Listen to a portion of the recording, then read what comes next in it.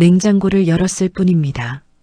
남편 출장 간 사이 저녁 반찬거리를 꺼내려고 냉장고 문을 열었을 뿐인데 야채 칸 맨 아래쪽에 접혀 있던 영수증 한 장. 저는 그것을 집어들었고 그 순간부터 제 20년 결혼 생활은 끝이 났습니다. 이 이야기는 제가 직접 겪은 일입니다. 여러분, 오늘 이 이야기를 끝까지 들어주세요. 마지막에 제가 어떤 선택을 했는지, 그리고 지금 제가 어떻게 살고 있는지까지. 저는 올해로 62살 김정순이라고 합니다. 경기도 용인에서 남편 이재학과 결혼한 지 올해로 꼭 20년이 됐습니다. 자식은 둘입니다. 큰딸은 결혼해서 서울에 살고 작은 아들은 대학교 4학년입니다. 남편은 건축자재 회사 영업부장으로 다니고 있었고 저는 동네 분식집을 작게 운영하고 있었습니다. 남들이 보기엔 평범하고 단란한 가정이었습니다. 솔직히 말씀드리면 남편과 제가 그렇게 살갑게 지내는 편은 아니었습니다. 결혼 10년이 넘어가면서부터는 대화도 많이 줄었고 각자 바쁘다 보니 밥상에 마주 앉아도 핸드폰만 들여다보는 날이 더 많았어요. 그래도 저는 괜찮다고 생각했습니다. 이게 다 오래된 부부가 사는 방식이겠지 하고요. 그런데 돌이켜보면 그 무렵부터 분명히 이상한 신호가 있었습니다. 단지 제가 보려 하지 않았던 것뿐이에요. 남편은 작년 가을부터 한 달에 두세 번씩 1박 2일 출장을 다니기 시작했습니다. 원래도 출장이 잦은 편이긴 했는데 그때부터는 유독 주말에 겹치는 일이 많아졌어요. 이번 주말에도 지방 거래처 가야 해. 월요일 아침에는 들어올 거야. 그 말을 들으면서도 저는 그냥 고개만 끄덕였습니다. 이제부터 제가 어쩌다 그 영수증을 보게 됐는지 찬찬히 말씀드리겠습니다. 그날은 지난해 11월 금요일이었습니다. 남편이 말했습니다. 내일 새벽 일찍 출발해야 해서 오늘 밤에 회사 동료 집에서 자고 갈게. 저는 여느 때처럼 알았어요 하고 대답했어요. 그런데 그날 밤 제가 분식집 마감하고 집에 돌아오니까 남편 지갑이 식탁 위에 덩그러니 놓여 있는 겁니다. 출장을 가는데 지갑을 두고 갔다는 게 이상하다 싶었지만 뭐 회사 카드 쓰면 되겠지 하고 넘겼습니다. 그런데 그 다음날 아침 주방을 정리하다가 우연히 남편 점퍼 주머니에서 영수증 몇 장이 나왔습니다. 별 생각 없이 펼쳐봤는데 하나는 편의점 영수증이고 하나는 주유소 영수증이었어요. 그냥 버리려다가 날짜를 보고 멈췄습니다. 편의점 영수증 날짜가 10월 셋째 주 토요일 오전 7시 22분. 그날은 남편이 전주 거래처 출장을 간다던 날이었습니다. 그런데 영수증에 찍힌 매장 주소가 경기도 가평이었습니다. 가평이요. 전주 출장을 가면서 왜 가평에서 편의점을 들렀을까요? 저는 손이 조금 떨렸지만 그래도 스스로를 달랬습니다. 아, 혹시 전주 가기 전에 다른 현장 들른 거겠지. 루트가 바뀐 거겠지. 그냥 넘기면 됐을 텐데. 그날부터 저는 조금씩, 아주 조금씩 남편의 말들을 다시 되짚기 시작했습니다. 11월 두 번째 주 금요일, 남편이 또 출장을 떠났습니다. 이번엔 충주야. 일요일 저녁에 올게. 저는 토요일 저녁 혼자 밥을 차려 먹으려고 냉장고를 열었습니다. 야채 칸에 손을 뻗었을 때 뭔가 손에 걸렸습니다. 접힌 종이 한 장, 꺼내서 폈더니 영수증이었습니다. 펜션 예약 확인서였습니다. 가평 펜션 2인 숙박. 10월 셋째 주 토요일부터 일요일. 결제자 이재학. 저는 그 자리에서 한동안 움직이지 못했습니다. 손이 떨렸고 숨이 막혔습니다. 2인 숙박? 남편이 전주 출장을 간다던 날. 저는 냉장고 문을 닫고 식탁 의자에 주저앉았습니다. 아무 소리도 내지 않았습니다. 그냥 멍하니 앉아서 그 종이를 바라봤습니다. 이상하게도 눈물도 나지 않았습니다. 머릿속이 새하얘지면서 아주 오랫동안 잊고 있었던 장면들이 하나씩 떠오르기 시작했어요. 1년 전 남편 핸드폰에서 봤던 낯선 번호의 문자. 그때 물어봤더니 거래처 직원이야라고 했죠. 8개월 전 뭔가를 서둘러 지우던 남편의 뒷모습. 3개월 전 남편이 유독 좋아 보였던 어느 월요일 아침. 다 그때 알았어야 했는데 저는 그날 밤 잠을 한숨도 못 잤습니다.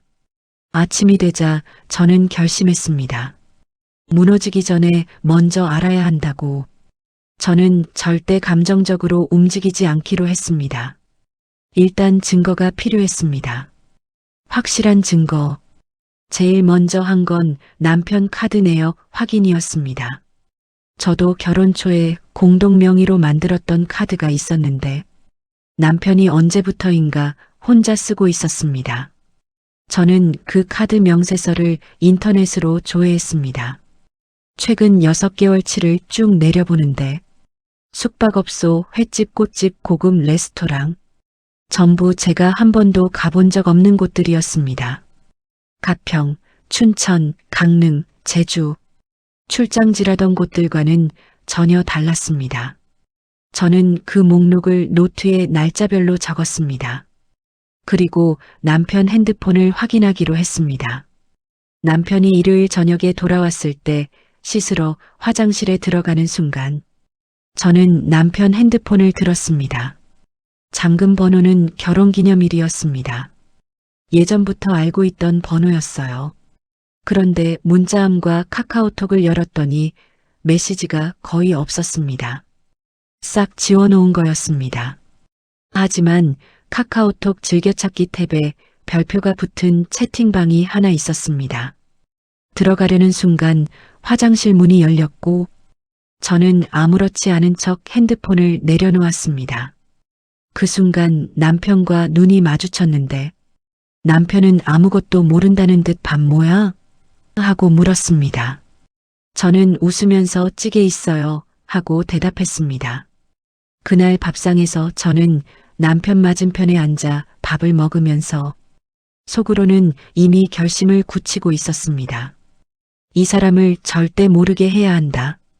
내가 알고 있다는 걸. 그로부터 2주일 뒤 저는 사설 탐정에 의뢰했습니다. 아들 학원비 명목으로 모아뒀던 돈 80만 원을 썼습니다. 탐정 선생님이 사흘 만에 연락을 해왔습니다. 확인됐습니다. 사진 있습니다. 저는 전화를 받으면서 뒤돌아서서 입을 막았습니다. 알고 있었으면서도 막상 확인됐다는 말을 들으니까 그냥 숨이 안 쉬어지더라고요. 상대방은 남편 회사 후배 직원이었습니다. 28살, 저보다 30살 어린 여자였습니다. 이미 1년 넘게 만나고 있었고 함께 여행도 3차례 이상 다녀온 것으로 확인됐습니다. 저는 그날 밤 탐정에게서 받은 사진이 든 USB를 장롱 깊숙이 넣어두고 그 위에 겨울 이불을 덮었습니다.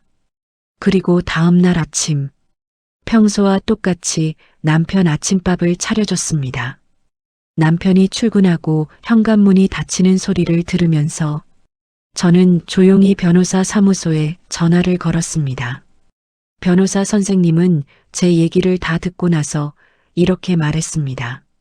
어머니 잘하셨어요. 지금 이렇게 증거를 다 갖추고 오셨으니까 위자료 청구 충분히 가능합니다. 저는 그 말을 듣고 처음으로 마음이 좀 놓였습니다.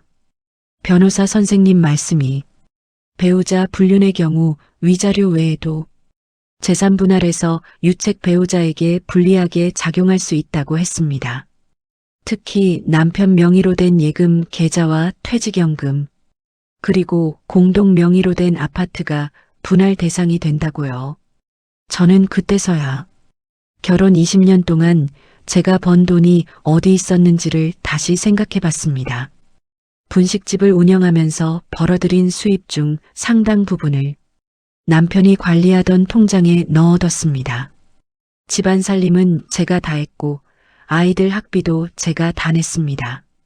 그런데 그 돈이 어디로 갔는지 저는 정확히 알지 못했던 거예요. 변호사 선생님 도움으로 금융거래 내역을 다 뽑아보니 남편은 지난 2년간 저와 상의 없이 큰 금액을 수차례 이체한 내역이 있었습니다. 상간녀 통장으로 보내진 돈만 제가 확인한 것만으로도 2,800만 원이 넘었습니다. 저는 그 서류를 보면서 이가 갈렸습니다. 그래도 울지 않았습니다. 울 시간이 없었습니다. 준비해야 할 것들이 너무 많았거든요. 저는 남편이 눈치채지 못하도록 6주 동안 아무것도 모르는 척 똑같이 살았습니다. 밥도 차려주고 주말엔 같이 TV도 봤습니다. 남편이 또 출장을 간다고 하면 조심히 다녀오세요 하고 인사도 했습니다. 그 6주 동안 저는 제 이름으로 된 통장을 하나 새로 만들었고 분식집 수익을 거기다 따로 모으기 시작했습니다. 그리고 변호사 선생님과 이혼 소송 준비를 차근차근 마쳤습니다. 아이들에게도 아직 말하지 않았습니다. 모든 준비가 끝나는 날, 그날 말하기로 했습니다. 그날이 왔습니다. 12월의 어느 일요일 저녁, 남편이 소파에 앉아 뉴스를 보고 있었습니다. 저는 조용히 식탁에 앉아서 서류 봉투를 내밀었습니다. 이게 뭐야? 이혼 소장이에요. 남편 얼굴이 굳었습니다. 무슨 소리야, 갑자기. 갑자기가 아니에요. 저는 2달 전부터 다 알고 있었어요.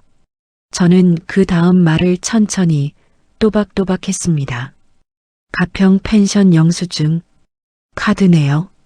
탐정 사진, 계좌 이체네요. 다 있어요. 남편은 한동안 말을 못했습니다. 그러다가 무릎을 꿇었습니다. 정순아, 미안해. 내가 잘못했어. 한 번만 봐줘. 제발. 저는 그 모습을 보면서도 이상하게 아무 감정이 없었습니다. 예전에 저였다면 그 자리에서 울었을 겁니다. 그런데 그날은 그냥 차분하게 말할 수 있었습니다. 재학 씨, 나 지금 당신한테 화난 게 아니에요.